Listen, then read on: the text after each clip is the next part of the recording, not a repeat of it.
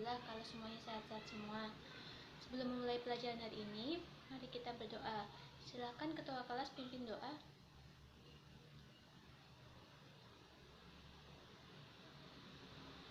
Oke, hari ini kita akan belajar tentang klasifikasi makhluk hidup dan benda tak hidup. Ada yang sudah membaca materi tadi malam? Ya, bagus kalau udah ada yang membacanya. Jadi, di sini nanti ibu akan membagi kalian menjadi 6 kelompok.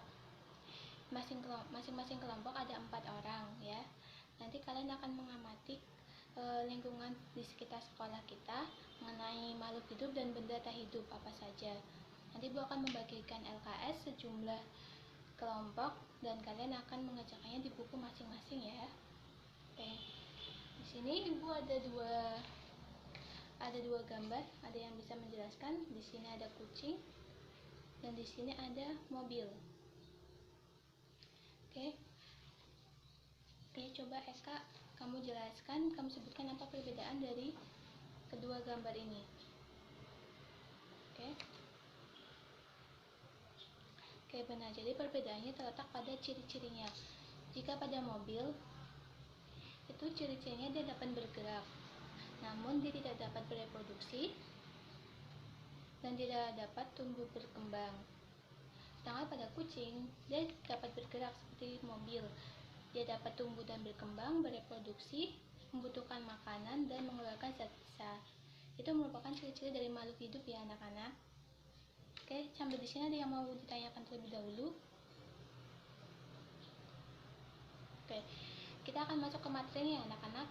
Sebelum mempelajari klasifikasi makhluk hidup, kita harus bisa membedakan mana makhluk hidup dan mana benda yang tak hidup.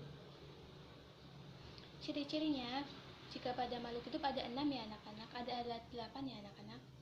Nah, ciri-ciri dari makhluk hidup ada 8.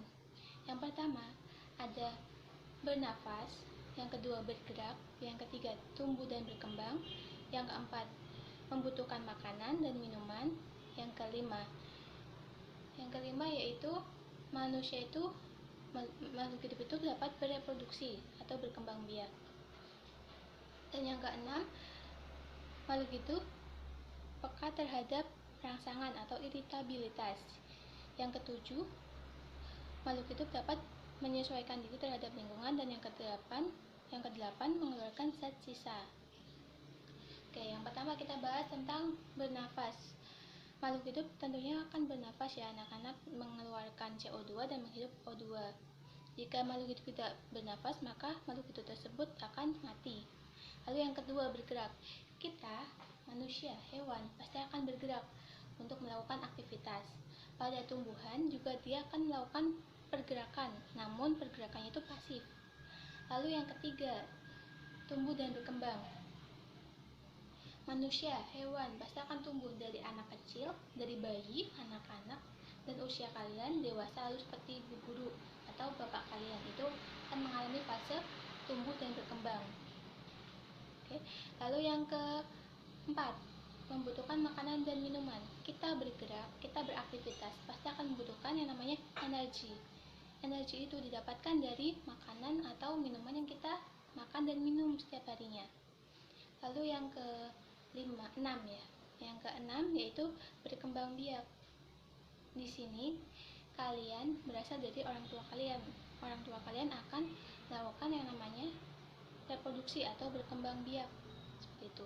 Pada hewan kucing, anak kucing berasal dari orang tuanya. Kucing betina dan kucing jantan, seperti itu. Lalu yang yang kelima ya. Lalu yang keenam ada peka terhadap rangsangan. Saat kita terkena cahaya yang terlalu terang, otomatis kita akan menutup mata. Nah, menutup mata itu merupakan aktivitas peka terhadap rangsangan, seperti itu. Lalu yang ketujuh, menyesuaikan diri terhadap lingkungan.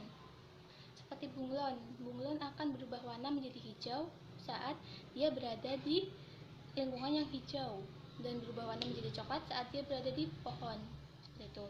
Lalu yang ke-8 yang terakhir, mengeluarkan zat sisa. Zat sisa di sini jika manusia bisa dari keringat, kotoran, atau air kencing. Seperti itu. Kalau dari tumbuhan, zat sisanya berupa O2 atau udara, sehingga kita pada saat di bawah pohon itu akan merasa sejuk gitu. Di sini ada yang mau ditanyakan dulu dari penjelasan Bu Guru? Jika tidak ada yang mau ditanyakan, kita akan langsung ya melakukan pengamatan di luar kelas.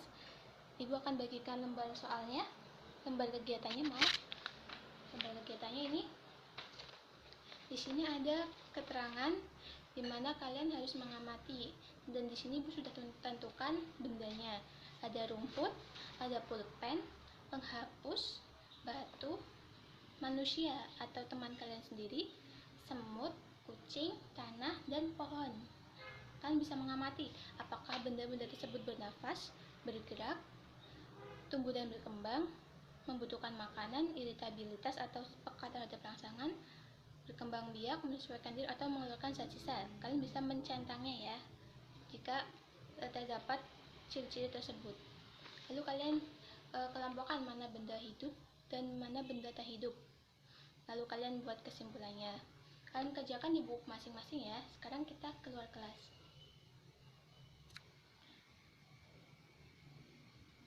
Oke anak-anak, kita sudah melakukan pengamatan ya. Ya, pengamatannya kita sudah lakukan di luar kelas. Dan kalian sudah berdiskusi? Belum.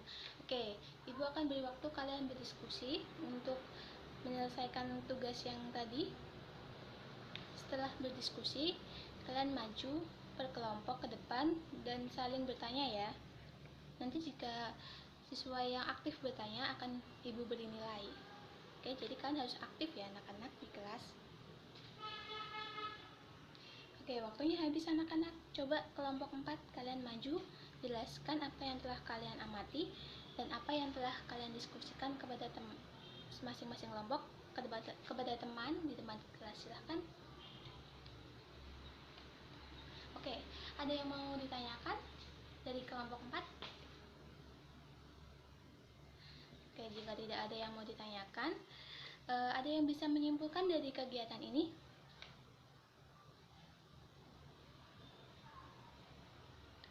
Baik, coba Cindy, kamu simpulkan kegiatannya. Oke, benar Cindy. Di sini kesimpulannya adalah benda itu dibagi menjadi dua, makhluk hidup dan benda tak hidup. Ciri-ciri makhluk hidup apa tadi anak-anak? Ya, yang pertama bernafas. Lalu yang kedua? Bergerak. Yang ketiga? Ya, membutuhkan makanan. Yang keempat? Berkembang biak. Yang kelima? Tumbuh dan berkembang. Yang keenam? Peka terhadap rangsangan. Yang ketujuh? Menyesuaikan diri terhadap lingkungan. Dan yang ke-8? Baik, yang ke-8 mengeluarkan zat sisa ya anak-anak. Oke. Jadi di situ merupakan ciri-ciri dari makhluk hidup. Jadi jika benda tidak hidup, misalnya pulpen, mobil, sepeda motor, itu kan tidak mencakup semua ciri-ciri tersebut, maka benda itu disebut benda tak hidup. Oke. Sampai di sini ada yang mau ditanyakan terlebih dahulu? Baik, jika tidak ada yang ditanyakan, sekarang kalian mengeluarkan selembar kertas.